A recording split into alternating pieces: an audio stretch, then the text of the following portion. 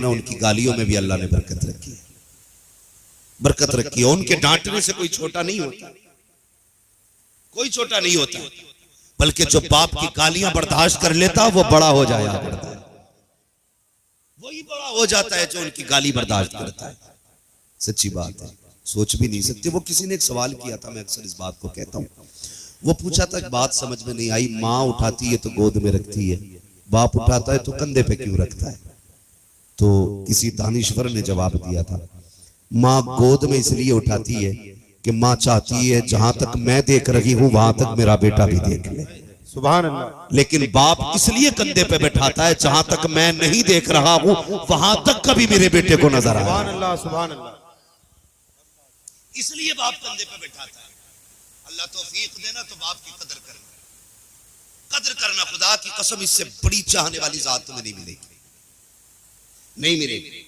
ये तुमसे कितना प्यार करता है सोच भी नहीं सकते। इतनी सर्दी के मौसम में जाओ, जो मंडी जा रहा होगा वो बच्चों का बाप होगा, जो साइकिल चलाएगा अंधेरे में वो बच्चों का बाप होगा, जो मौत को गले लगा लेता है वही बाप होता है। तुम नहीं जानते।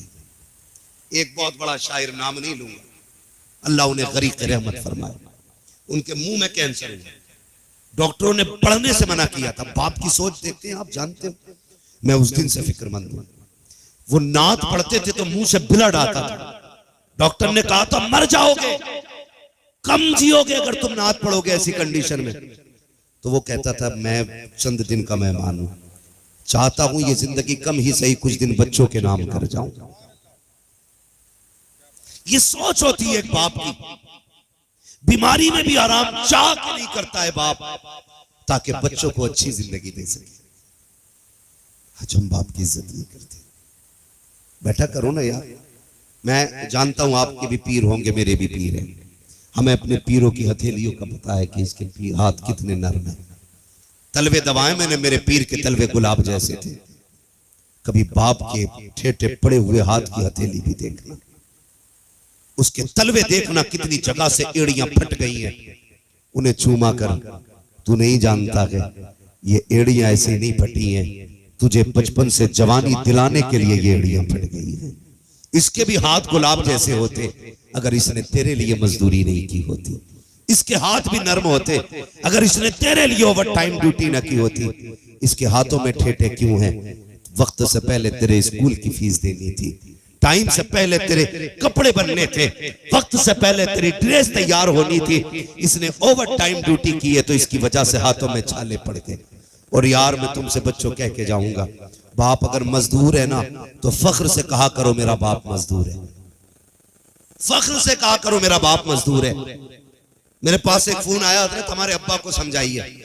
मैंने कहा क्यों? कहने लगे रक्षा चलाते हैं जिसकी वजह से रिश्ते में दिक्कत आ रही है। मैंने कहा तो क्या हुआ? कहने लगे रक्षा चलाते हैं, लोग कहते हैं यार बड़े घटिया लोग हैं, रक्षा चलता है। मैंने डांटा, मैंने कहा सुन, उन कमीनों से भी कह देना जो रक्षा चलाने को घटिया कहते हैं। और तुम भी कान खोल के सुन लो, जब शाम को बाप रक्षा चला के थक के आए ना, उसके कदमों में बैठ के तलवे चूमना, कहना अब्बा तेरा एहसान है, तूने मेहनत करके पसीना बहा के लुकमे खिलाए हैं, किसी का हक मार के हमें हराम के लुकमे नहीं खिलाए। बड़ी बात यह होती है कि बाप हलाल के लुकमे खिला रहा है, रक्षा चला रहा है। यार किसी का खून तो नहीं बहा के लाया, किसी की जमीन तो मार के नहीं लाया ना, मजदूरी कर रहा है। और मेरे नबी ने फरमाया था अल कासिबु हबीबुल्लाह, जो मेहनत और मशक्कत करेगा कयामत के दिन अल्लाह उसे अपने हबीबों की जमात में खड़ा करेगा। तो इससे बड़ी खुशी की बात क्या होगी? अल्लाह आपको अपने महबूबों की जमात में खड़ा करे। तो मेहनत करना, मजदूरी करना, रक्षा चलाना, तुम झाड़ू लगा लेना, लेकिन हराम का 1 रुपया मत लेके आना, हराम का 1 रुपया ना लाइए। तवज्जो है आप लोगों की। माँ बाप अल्लाह आपको सलामत रखे। बड़ी चीज होती है, माँ बड़ी फिक्र करती है, बेटे अंदर सिल दो कहीं गिर ना जाए, काम में सिल दीजिए। सदरी में रख के पैसे सिलवा दिए। चलने लगे, माँ थी, कहने लगी अब्दुल कादिर जी अम्मी, लगता है जिंदगी में आखिरी मुलाकात है, अब शायद मुलाकात नहीं होगी, आ बेटे मेरे सीने से लग गए। दौड़ के आए, माँ के सीने से लग गए, माँ के सीने से लग गए। नौजवानों एक बात रुक के कहूंगा आपसे, कभी परदेश जाया करो ना तो माँ से भी मिल लिया करो, जाते जाते माँ से मिलके जाया करो। हम जानते हैं आपकी शरीक हयात को आपका इंतजार होगा, हम जानते हैं आपकी बीवी आपकी राह तकती होगी, लेकिन खुदा की कसम उस बूढ़ी माँ की आंखों को चूम लिया करो जो तेरे इंतजार में दरवाजे पे बिछी रहती हैं, जो इस इंतजार में रहती हैं बेटा कब आएगा। याद रखिएगा, हर जात को तेरी दौलत से प्यार हो सकता है, लेकिन माँ बाप को तेरी दौलत से प्यार नहीं होता है। अगर आपने तजर्बा ना किया हो तो करके देख लेना। हम 10-15 दिन के बाद पलटे, खुदा की कसम तुम भी आओ ना पलट के, घर में कदम दे रखना। बीवी कहती कैसा रहा सफर, कैसा रहा फायदा, कितना इंटरेस्ट रहा इस बिजनेस में, कितना घटा कितना बचा। लेकिन 1 महीने के बाद जैसी बेटे का कदम घर के अंदर आता है, माँ की निगाह उठती है, दौड़ के आती है, मत्था चूम के कहती मेरे लाल लगता है तबीयत खराब है, पता चेहरा क्यों उतरा हुआ है, इतना दुबला क्यों हो गया है, मेरे लाल इतना कमजोर क्यों हो रहा है। सब तेरी जेब की तरफ दौड़ते हैं। माँ दौड़ के जाती है, रसोई से दूध निकालती है, उसमें घी डालती है, कहा बेटे बैठ तो सही, तू थक गया है। अरे छोड़ बेटी हट जा, कपड़े फिर आ जाएंगे, सामान फिर आ जाएगा, मेरे लाल को दूध पिलाने दो, बड़ा थका हुआ आया है। दुनिया की नजर तेरी दौलत पे होती है, लेकिन माँ की नजर तेरी सेहत पे हुआ करती है।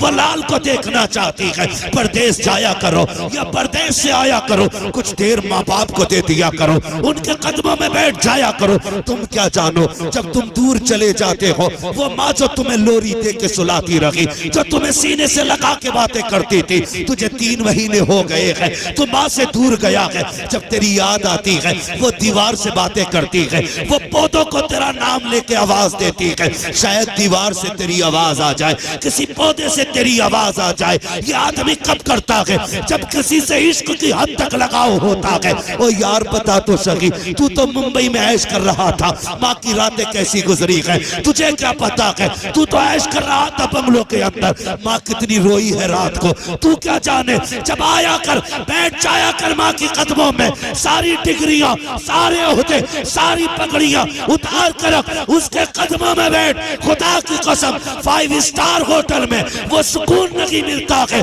जो माँ के कदमों में बैठ के सुकून मिला। सुभान अल्लाह, नारे तकबीर।